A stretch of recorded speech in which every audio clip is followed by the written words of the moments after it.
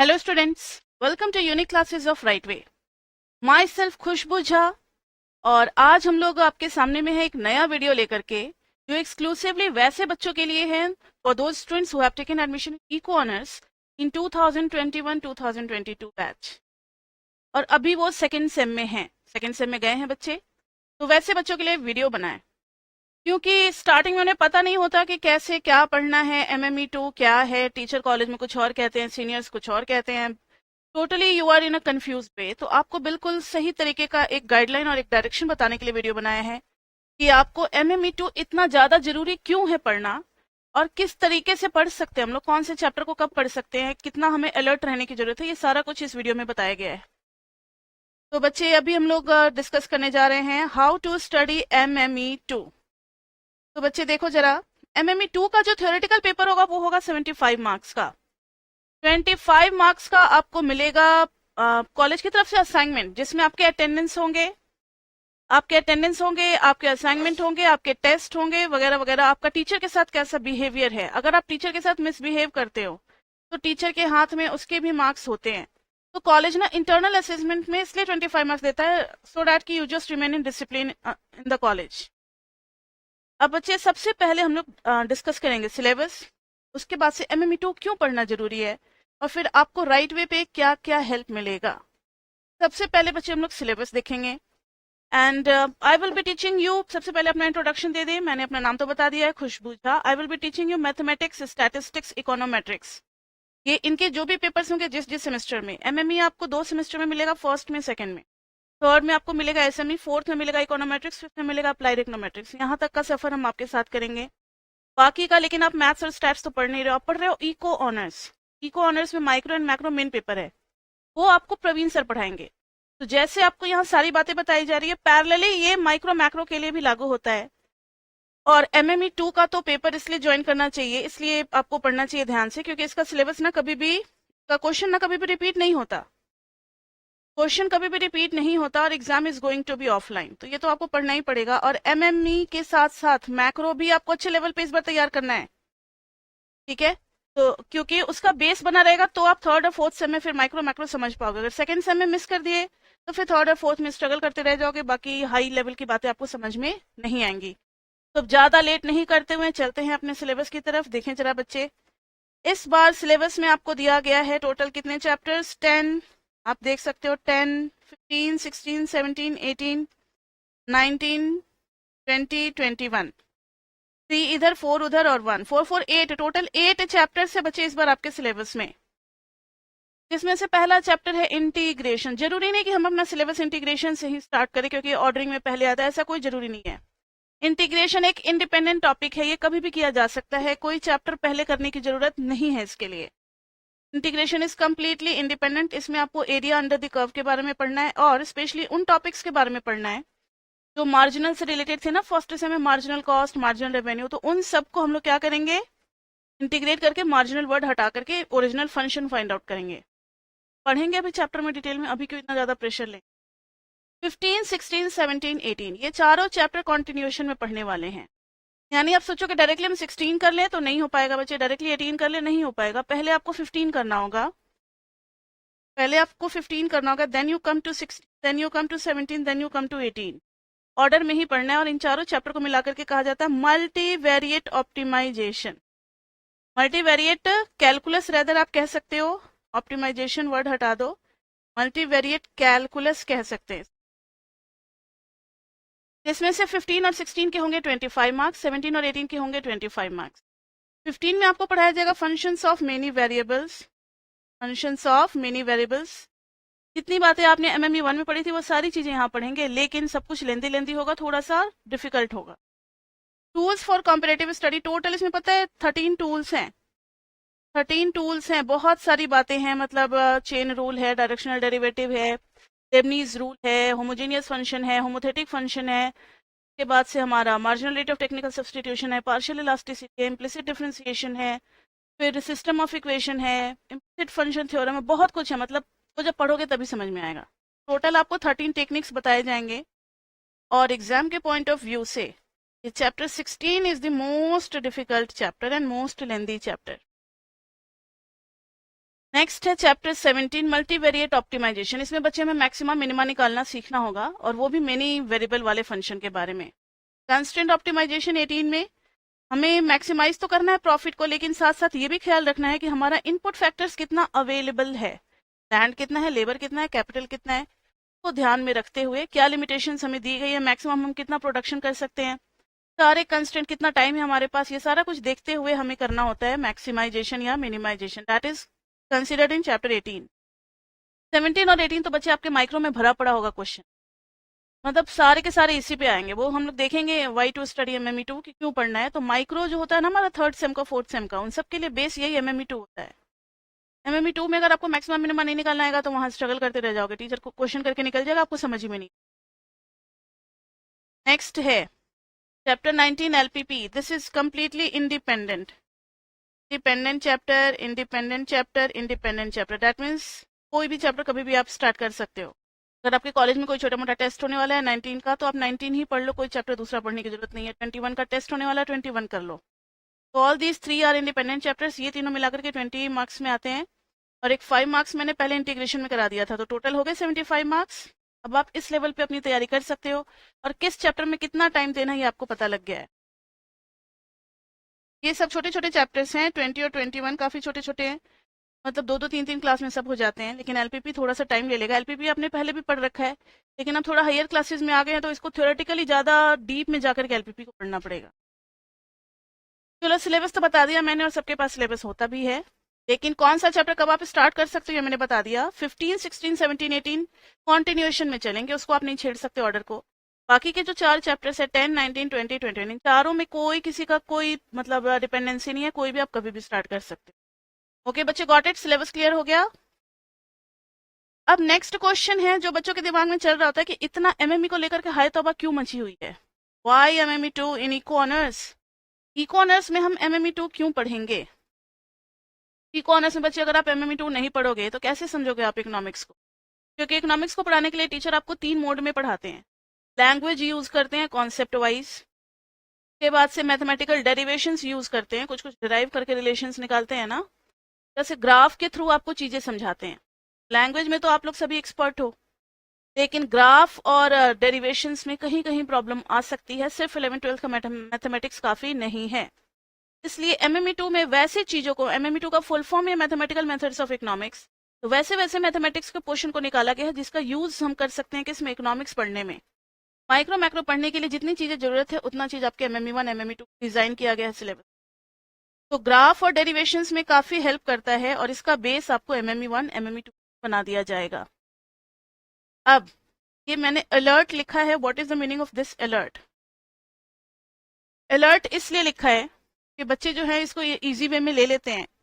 First term में अगर online हुआ था तो सेकेंड टर्म में वैसा ही इजी हो जाएगा, ऐसा बच्चे आप नहीं कह सकते, क्योंकि अब सब कुछ ऑफलाइन हो रहा है। आपके सीनियर्स के भी पेपर अभी चल रहे हैं, सबके ऑफलाइन ही चल रहे हैं, आपका भी ऑफलाइन होगा, आप इसके लिए रेडी हो जाओ। ऑफलाइन में क्या होता है कि देयर इज नो बुक, आप बुक नहीं देख सकते, किसी फ्रेंड का हेल्प नहीं ले सकते, कहीं से कोई ग्रुप पे कोई वायरल सॉल्यूशन नहीं आएगा, आपको खुद ही पेपर करना है। सारी चीजें आपको याद होनी चाहिए, मतलब पूरे सिलेबस आपको याद होने चाहिए। सिलेबस के बाद हर चैप्टर के अंदर कौन कौन से टॉपिक हैं वो कंपार्टमेंट याद होना चाहिए। फिर उस टॉपिक के अंदर क्या है, जैसे आप computer is just a reflection of human brain. जैसे अगर मुझे कोई चीज अगर याद करनी है तो हम कैसे अपने दिमाग में जाते हैं ना कि नहीं मुझे अभी जो है वो पढ़ाई वाले सेक्शन में घुसना है। मेरे जिंदगी में बहुत सारे अफेयर्स है, पढ़ाई है, फैमिली है, एंटरटेनमेंट है, घूमना है फिरना, बहुत कुछ है, एक्सरसाइज वगैरह, हेल्थ, डिजीज, मेडिकल फैसिलिटीज, बहुत कुछ है। लेकिन अभी अगर मुझे आपको पढ़ाना है तो पढ़ाई वाले सेक्शन में जाएंगे तो बाकी सारी चीजें मेरे दिमाग से निकल गई। अब उस फोल्डर में घुसे तो पढ़ाई में फिर घुसेंगे, इको ऑनर्स के बच्चों को पढ़ाना है, फिर इको ऑनर्स के अंदर जाएंगे तो सेमेस्टर 2 के बच्चों को पढ़ाना है, फिर सेमेस्टर 2 के अंदर जाएंगे तो MME2 पढ़ाना है। MME2 में अभी चैप्टर 16 चल रहा है, 16 के अंदर होमोजीनियस फंक्शन को पढ़ाना है, होमोजीनियस फंक्शन में ये रूल था। तो ऐसे ही आपको भी याद होना चाहिए, क्योंकि नहीं याद होगा तो आप कनेक्ट ही नहीं कर पाओगे क्वेश्चन को टॉपिक के साथ कि ये क्वेश्चन किस टॉपिक का है, किस चैप्टर का है, आपको बिल्कुल भी नहीं समझ में आएगा। सारे क्वेश्चंस के लैंग्वेज एक जैसे होते हैं, आपको सही ढंग से समझने के लिए, लैंग्वेज पकड़ने के लिए सिलेबस पे पकड़ होनी चाहिए। पहली बात, सिलेबस पे जब अच्छी पकड़ हो जाए, सारे सिलेबस के टॉपिक्स आपको रट जाए, तो उस टॉपिक्स में क्या क्या हम लोग डील करते हैं, कितना डीप तक जाते हैं, बहुत ज्यादा डीप नहीं जाना, जितना हमारे लेवल का हम उतना ही जाएंगे। उसको कैसे अप्लाई करना है, हम अप्लाइड मैथमेटिक्स पढ़ रहे हैं, हम कोई प्योर मैथमेटिक्स नहीं पढ़ रहे हैं। तो कोई दूसरी बुक्स वगैरह में घुस करके बहुत ज़्यादा डीप जाने की जरूरत नहीं है, Hammond is sufficient for concept building.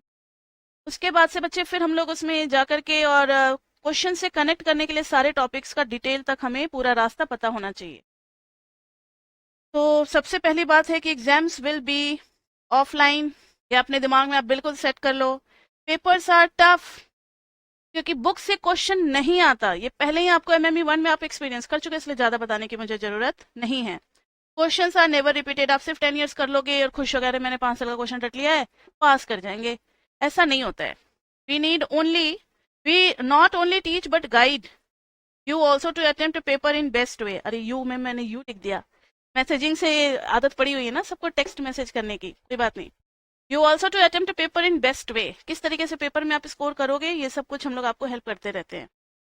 और we at Right Way classes, not any other institute, we just upload daily updated videos. Updated videos में क्या होता है कि मान लो आज कॉलेज में पता चला कि 16 में तो सिस्टम ऑफ इक्वेशंस भी डाल दिया है, इम्प्लिसिट फंक्शन थ्योरम भी डाल दिया है। अब बच्चे कहेंगे मैम कॉलेज में तो टीचर करा रहे हैं, लोग भी करा देते हैं। अपडेशन का यही मतलब होता है कि हम सभी बच्चों के कांटेक्ट में होते हैं फ्रॉम द डिफरेंट कॉलेजेस, तो हर कॉलेजेस में क्या चल रहा है, क्या इस बार न्यूली अपडेट किया गया, वो सब हम लोगों को सब कुछ पता होता है। According to that we are making the recent videos and we are uploading the latest videos. आपको बिल्कुल भी टेंशन लेने की जरूरत नहीं कि आपका कोई सिलेबस का पार्ट छूट गया। हम लोग ओल्ड वीडियोस कभी भी आपको नहीं देते, नए और लेटेस्ट वीडियोज ही देते हैं। What you will get hair, जब आप राइट वे क्लासेस ज्वाइन करोगे, क्योंकि एमएमई 2 में सिर्फ कॉलेज से सफिशिएंट नहीं हो पाता, कॉलेज वाले टीचर इतना आपको टाइम और इतना अटेंशन नहीं दे पाएंगे, तो आपको हमारे इंस्टीट्यूट को ज्वाइन करने की जरूरत है। In that case what you will get here at Right Way classes, Right Way classes offers you online classes. Number मैंने बगल में लिख दिया है, आप उस नंबर पे भी मैसेज करके सारा डिटेल इन्फॉर्मेशन ले सकते हो। और ऑनलाइन क्लासेस में आपको 2 ऑप्शंस दिए जाएंगे, एक online live plus recorded videos और एक है just only online recorded videos. पहला वाला ऑप्शन वैसे बच्चों के लिए है जिनके पास सफिशिएंट टाइम है, they are not busy in any other thing. जैसे हमारी क्लासेस 6 o'clock से 7 o'clock से जब से भी इवनिंग में लगती है, 6 to 8 आप हम लोगों के साथ होती है, 6 to 9 3 hours, तो फिर आप ऑनलाइन लाइव ले लो, because that is the option. आपके पास टाइम है तो आप ले लो। ऑनलाइन लाइव में फायदा क्या होता है कि आप लाइव मीटिंग में ज्वाइन करते हो और आपका जो डाउट उस टाइम आता है वो उसी टाइम पूछ लेते हो, तो बेटर अंडरस्टैंडिंग हो जाती है। लेकिन कुछ बच्चे हो सकता है कि कॉलेज के सोसाइटी वर्क्स में या कुछ एक्स्ट्रा करिकुलर एक्टिविटीज में भी बिजी हो सकते हैं, कोई स्पोर्ट्स से होते हैं, कोई डांस से होते हैं, कोई दूसरे इंस्टीट्यूशन से जुड़े होते हैं, उनके पास टाइम नहीं होता, अगर हमारे क्लास के टाइमिंग के साथ मैच नहीं करता, तो वो ऑनलाइन रिकॉर्डेड वीडियोस ले सकते हैं। उसमें भी वही क्लास उनको मिलेगी जो मैंने लाइव में लिया था, उसी को मतलब हम लोग अपलोड कर देते हैं। आपको रिकॉर्डेड वीडियोस भी पढ़ के वैसे ही फीलिंग आएगी जैसे आप क्लास में पढ़ रहे हो। अब रिकॉर्डेड वीडियोस वाले बच्चे कहेंगे कि मैम हमने तो डाउट पूछा ही नहीं, साथ साथ अब हमारा क्या होगा, तो घबराए नहीं, अभी आगे है आपके लिए भी। और ऑनलाइन बच्चों को भी रिकॉर्डेड वीडियोस दी जाती है, क्योंकि कभी अगर क्लास मिस कर दिए या कभी दिमाग नहीं चल रहा है क्लास में, अरे मैम तो आधे घंटे से क्या पढ़ा रही है, मेरा तो मेरे फ्रेंड के साथ लड़ाई हो गया, कुछ समझ ही में नहीं आया मैम ने क्या पढ़ाया, तो आप उस क्लास को फिर रिकॉर्डेड वीडियोस में से देख सकते हो, रिवीजन कर सकते हो, बैकअप ले सकते हो। अब हमारे यहाँ जो स्टडी का मोड है वो क्या है, मल्टी लेयर स्टडी मेथड्स। और हम लोग बिल्कुल बेसिक लेवल से स्टार्ट करते हैं। बच्चों का हमेशा कंप्लेन होता है कि मैम हमने 12th में ये टॉपिक नहीं पढ़ा, वो नहीं पढ़ा, कोरोना आ गया था, ये हो गया था, वो हो गया था, बहुत सारे बहाने होते हैं। सबको छोड़ करके हम लोग ये एज्यूम कर लेते हैं कि आपको कुछ भी नहीं आता, बहुत बेसिक सा 12th में आप थोड़ा बहुत पढ़ करके पास करके उसी लेवल से हम लोग स्टार्ट करते हैं, ताकि आपको कोई भी कॉम्प्लिकेशन ना आए, ठीक है। और जो बच्चे इंटेलिजेंट हो तो फील गुड करते हैं, मुझे तो ये आता है, इसलिए बेसिक लेवल से स्टार्ट करने में कोई रिस्क नहीं, हम लोग वहीं से स्टार्ट करते हैं। तो पहले मोड में आपको मिलेगा कॉन्सेप्ट क्लासेस, जो कि डेली हमारी Monday to Friday 5 days a week होती है, सैटरडे संडे ऑफ होता है, ताकि आप उसको पूरा अच्छे तरीके से प्रैक्टिस कर लो और पूरा उसका नॉलेज ग्रैस्प कर लो, पूरा अपना पेंडिंग वर्क पूरा कर लो। असाइनमेंट सेकंड फेज में जैसे ही किसी चैप्टर का कॉन्सेप्ट खत्म होता है, मान लो हमने चैप्टर 15 स्टार्ट किया, 15 के कॉन्सेप्ट सारे हो गए, उसके बाद से ऑटोमेटिकली असाइनमेंट नेक्स्ट क्लास से स्टार्ट हो जाएंगे। असाइनमेंट के सारे पीडीएफ अपलोडेड होते हैं, आप वहां से देख करके असाइनमेंट कर सकते हो। क्लास में भी हम लोग करते हैं सारे असाइनमेंट के क्वेश्चन। असाइनमेंट कंप्लीट होता है तो फिर उसी चैप्टर को हम लोग पीपी ले लेते हैं, जैसे चैप्टर 15 का कॉन्सेप्ट खत्म हुआ, असाइनमेंट किया, असाइनमेंट खत्म हुआ, पीपी कर लिया प्रीवियस पेपर। उसके बाद से डेली जब हमारी कॉन्सेप्ट क्लासेस खत्म होती है, उसके बाद से आप अपना छोटा मोटा जो डाउट है, मैम ये मैं पढ़ रही थी मुझे नहीं समझ में आया, ये क्वेश्चन कर रहे थे नहीं समझ में, वो सब आप चैप्टर से रिलेटेड डाउट पूछ सकते हो। डेली डाउट सेशन होता है, तो ये वैसे रिकॉर्डेड वीडियोस वाले बच्चों के लिए भी है, सब उसमें आ सकते हैं डाउट सेशन में। डाउट सेशन में हमारे सभी इनरोल्ड स्टूडेंट्स आ सकते हैं जो लाइव या रिकॉर्डेड में एडमिशन ले रखे हैं, कोई भी अपना डाउट पूछ सकता है। टेस्ट इवेल्युएशन, टेस्ट हम लोग बच्चे लेते रहते हैं, हर चैप्टर वाइज टेस्ट होता है। टेस्ट इसलिए होता है ताकि आपका सही सही समय पे आपका अपना इवेल्युएशन पता लगता रहे कि आप कितने पानी में हो, आपको कितनी और इम्प्रूवमेंट करने की जरूरत है। उसके बाद से क्रैश कोर्स, एग्जाम के जस्ट पहले 10 to 15 डेज का क्रैश कोर्स भी होता है, क्विक रिवीजन, लेंदी लेंदी क्लासेस हम लोग करके क्विक रिवीजन करा देते हैं ताकि आपका जो है खुद का टाइम बचे। खुद से बच्चे करने बैठते हैं तो ज़्यादा टाइम लगा देते हैं, तो हम लोग करवा देते हैं। अब बच्चे लास्ट क्वेश्चन आता है कि क्यों ऑनलाइन क्यों ज्वाइन करें, ऑफलाइन क्यों नहीं। मैम क्या आप इंस्टीट्यूट में नहीं पढ़ाते, सेंटर पे नहीं पढ़ाते? तो बच्चे देखो, स्टूडेंट्स बिजी होते हैं कॉलेज के वर्क में, कोई 5 o'clock फ्री होगा, कोई 2 o'clock ही फ्री हो जाएगा, कोई 6 o'clock फ्री होगा। सारे स्टूडेंट को एक साथ मैनेज करना मुश्किल हो जाता है। टाइमिंग तो वही है ना कि हम लोग इवनिंग टाइम में ही पढ़ाएंगे। उसके बाद से है बच्चे ज़्यादा फ्री नहीं होते, सभी एक टाइमिंग पे नहीं आ सकते। जैसे बच्चे कॉलेज का क्लास लेने के जस्ट बाद सोचते हैं कि चलो भाई घर जाने से पहले सेंटर पे क्लास लेते हुए चलते हैं। अगर आप कॉलेज के जस्ट बाद आओगे, भूखे प्यासे आओगे, तो दिमाग पे वही रहेगा, अरे मुझे भूख लगी है, टायर्ड फील करोगे, हेडेक होगा, उसमें क्या पढ़ाई होगी? वो पढ़ाई तो बहुत सीरियस चीज़ है, पढ़ाई ऐसे नहीं होती। डिस्टेंस ऑल्सो मैटर, कुछ बच्चे गाजियाबाद से आ रहे हैं, कुछ हरियाणा से आ रहे हैं, कहीं कहीं से लोग बच्चे आते हैं ट्रैवल करके 1 घंटे 1.5 घंटे मेट्रो में, बस में। वो इतने ज़्यादा टायर्ड हो जाते हैं और उनको घर जाने की इतनी जल्दी होती है कि वो ट्यूशन ज्वाइन करना नहीं चाहते। अरे सेंटर पे कौन जाएगा, फिर रात हो जाएगी, फिर घर कब तक पहुंचे। फिर डेली मंडे टू फ्राइडे का प्रेशर वो झेल नहीं पाते। अरे डेली क्लास जाना पड़ेगा, नहीं नहीं मेरे से पॉसिबल नहीं है। तो पूरा बिजी शेड्यूल हो गया ना मंडे टू फ्राइडे जाना। तो हम, और कुछ बच्चे कहते हैं कि मैम वीकेंड लगा दो। अगर वीकेंड में 8-10 घंटे के लिए आपको हम बिठा दें तो पहले 1.5-2 घंटे तो बड़ी एनर्जी होती है बच्चों में। उसके बाद से तो बस समझो कि फॉर्मेलिटी ही हो रहा है, सर बस बकता जा रहा है, बच्चे को समझ नहीं रहे हैं।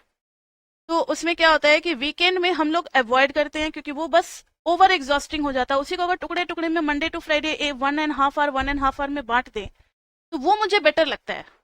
ठीक है, और जो टीचर को बेटर लगता है टीचर भी उसी तरीके से पढ़ाएगा।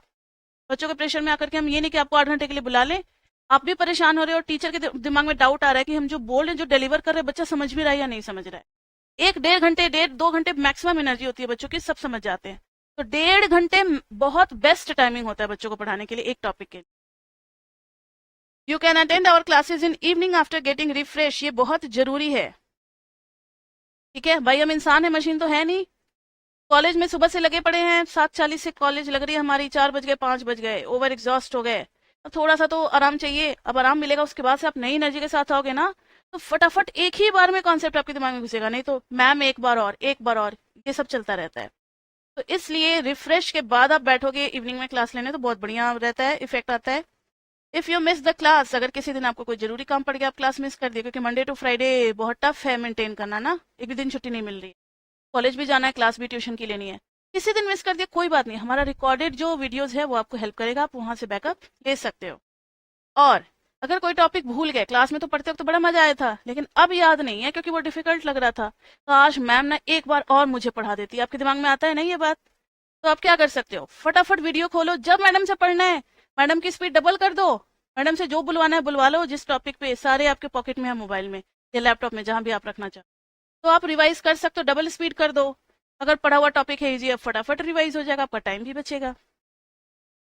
और लाइव क्लासेस अगर आप नहीं अटेंड कर सकते, if you are busy in some other affairs, extra curricular activities या सोसाइटी वर्क्स, देन उनके लिए तो रिकॉर्डेड ही वरदान है। रिकॉर्डेड में एटलीस्ट आप अपना कोर्स तो कर सकते हो टाइम रहते हुए। तो ये सब कुछ हो गया, आप अपने कन्वीनियंट टाइम में। कुछ बच्चों को रात को 12 बजे आदत लगी होती है ना, वो लोग क्या करते हैं रात को, ये दिल्ली में ये है यहाँ पर सिस्टम, बच्चे दिन में सोते हैं और रात को 12-1 बजे कॉफी पी पी करके क्लास ले रहे, तो उन्हें लगता है कोई महान काम कर रहे हैं। वैसे हम उन बच्चों के खिलाफ नहीं है, अगर आप उसी में कंफर्टेबल हो तो आप वैसे ही पढ़ो, कोई बात नहीं। मुझे पर्सनली ये नहीं पसंद आता, जो नेचर ने बना रखा है, रात को सोना है तो सोना है, सुबह पढ़ना है तो पढ़ना है दिन में भाई, तो वो बेस्ट होता है। लेकिन अब आपको जैसे अच्छा लगे। जो बच्चे रात को पढ़ते हैं उनके लिए रिकॉर्डेड ऑप्शन बहुत बढ़िया है, आप अपने तरीके से वीडियो को पढ़ो। रात में बच्चे कहते हैं मैम बहुत शांति रहता है, हम आराम से पढ़ते हैं, ठीक है भाई, आपको जैसे पढ़ना है आप अपना पढ़ो। तो ये सारी बातें हो गई, और इसके बाद नंबर हमारा डिस्प्ले हो रहा होगा 9311377321। मैंने तो कोशिश की कि जितना भी बच्चे सवाल मेरे से पूछते हैं वो सारे क्वेश्चंस को मैंने इसमें कवर कर दिया। फिर भी अगर कोई पार्ट अनटच्ड रह गया, अगर आपके दिमाग में जिज्ञासाएं हो रही हैं, तो आप उन क्वेश्चंस को पूछ सकते हो 9311377377 पे मैसेज करके। We would like to answer it and we will welcome all those questions. तो आप अपना क्वेश्चन या कोई भी क्वेरीज आप उस नंबर पे कर सकते हो। और हमारा यूट्यूब चैनल भी है राइट वे क्लासेज, अगर आप वहां से जा करके ट्रायल क्लास लेना चाहते हो ट्रायल क्लास ले सकते हो, trial classes are available there. Micro का मैक्रो का ना, सॉरी, सेकंड से में मैक्रो है, मैक्रो का भी और एमएमई का भी। आप वहां पे ट्रायल क्लास लेकर के आराम से डिसाइड करो, कोई जल्दीबाजी नहीं है। आप आराम से कंपेयर करो, आपको जहां जहां से कंपेयर करना है, आपको अंदर से अगर लगता है, फील होता है कि यस यहाँ पे मेरी सारी चीजें पूरी हो रही है, देन ओनली यू ज्वाइन। आधे अधूरे मन से मत करो, क्योंकि आधे अधूरे मन से किया हुआ काम कभी भी सक्सेसफुल नहीं होता। और आपको मन नहीं कर रहा पढ़ने का भी, मत ज्वाइन करो मैम, कोई बात नहीं। जब मन करेगा 10 दिन बाद, 10 दिन बाद ही ज्वाइन करना। जब आपका बिल्कुल माइंड सेट हो जाए तभी ज्वाइन करना चाहिए, तब अच्छे से पढ़ना चाहिए। ठीक है बच्चे? लेकिन मैं बार बार आपको बता दूं, कहीं इतना आप रिलैक्स ना कर जाओ कि सीधे एग्जाम के एक हफ्ता पहले जागो, वो फिर बहुत ज्यादा डेंजरस हो जाएगा। टाइम रहते आप समझ जाओ, एमएमई 2 और मैक्रो का सीरियसनेस आप समझ लो कि कितना सीरियस पेपर है सेकंड सेम में, क्योंकि पूरा एक ऑनर्स इसी पे टिका हुआ है। जितना जल्दी आपका मूड बन जाए उतना जल्दी अच्छा है। आप अपना पढ़ना शुरू कर दो, और रेगुलर हैबिट में थोड़ा थोड़ा करके पढ़ो, क्योंकि थोड़ा थोड़ा करके पढ़ी हुई चीजें ना लंबे समय तक याद होती है और अच्छे से समझ में भी आता है। बिल्कुल हौच पौच या ओवर बर्डन लेकर के नहीं पढ़ना। ठीक है बच्चे? तो मेरे ख्याल से मैंने सब कुछ आपको समझा ही दिया है, कैसे क्या पढ़ना है क्या नहीं पढ़ना है। के बाद से आगे चलो चलते हैं। All the best for your future. और आगे चलो हम लोग मिलकर के स्टार्ट करते हैं अपना एमएमई 2 और मैक्रो। ओके बच्चे? Okay, bye bye.